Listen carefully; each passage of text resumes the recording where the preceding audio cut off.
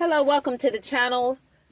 Welcome to the conference. All honor, glory, and praise be to our one and only Lord and Savior, Jesus Christ. Hey, again, welcome. You guys, I want to talk today a little bit, just briefly, about relationships. Okay? This is my take on relationships. You know, nobody has to agree with me, but of course I'm going to voice how I feel about different things as it pertains to men and women and their involvements. I feel like that, first of all, people in general are unpredictable, whether if they are male or female. You've got your good ones, you've got your bad ones.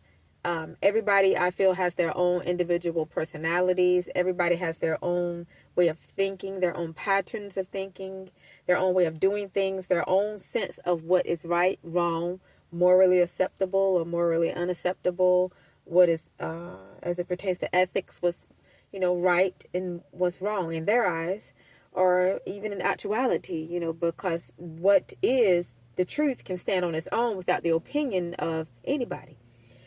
But I look at it this way.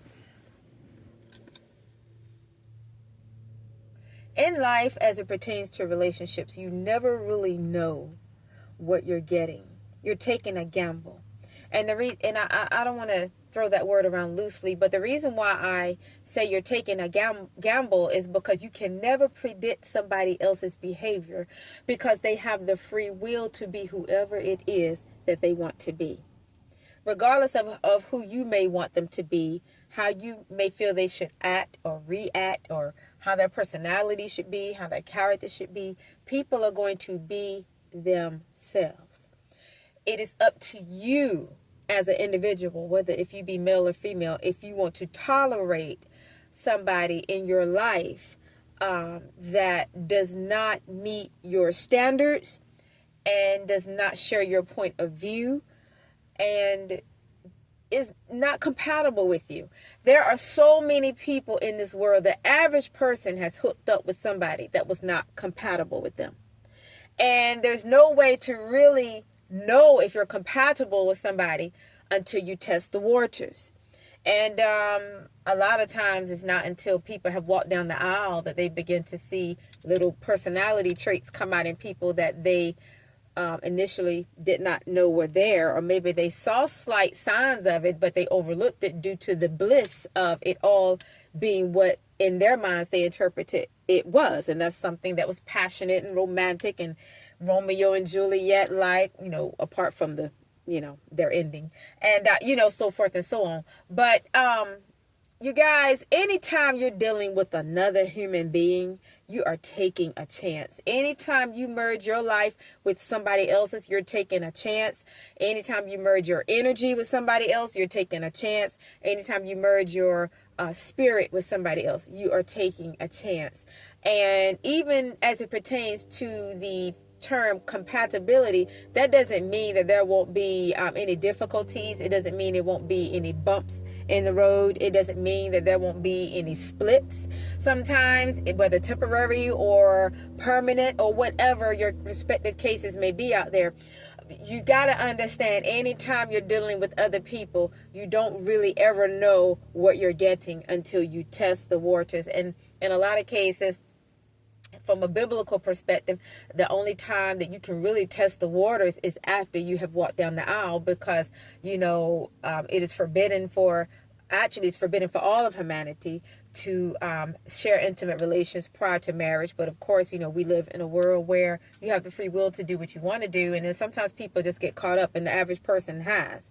And a lot of people, that's why I think they shy away from marriage, period, because they are fearful of choosing the wrong partner for life. And a lot of people, I'm sure, don't want to go through the whole drama of divorce and all of that. And even some people say they don't even, maybe they're saying perhaps they don't want to go through the drama of marriage, because when you marry somebody, you are putting yourself on the back burner, because you have taken the single you and put it either on the shelf or thrown it in a trash can, and you have just brought this other individual into your energy, into your being, into your substance, into who you are. And a lot of times it isn't until a person has actually taken the vows and, leaped over that broom, figuratively speaking, if not literally, that they realize they were happier when they were single. And that, you know, marriage and relationships in general are not candy and cotton candy and roses and so forth. It may be roses, but it's going to have some thorns in it. Because, you know, even though it may initially be a beautiful thing, you know, it's like this life is just, to me, is all, I'm going to say how it's coming. To me, it's full of deception anyway. And I feel like this whole existence is an illusion. It's just an illusion, I feel like. I feel like that we are living among props. I feel like that even dealing with people is some sort of test in itself. And I think a lot of people, they have good relationships, whether if they're married or not, and they have good marriages. But it's all just like, I feel like it should like it's taking a chance. It's like gambling with, sometimes it's gambling with your own peace. Sometimes it's gambling with your own happiness. I think life is too short not to be happy. I think that no situation comes without negativity, or no status that you can hold comes without negativity. You got your pros and your cons, you got your positives and your negatives, you got your ups and your downs. And by that, this is what I mean.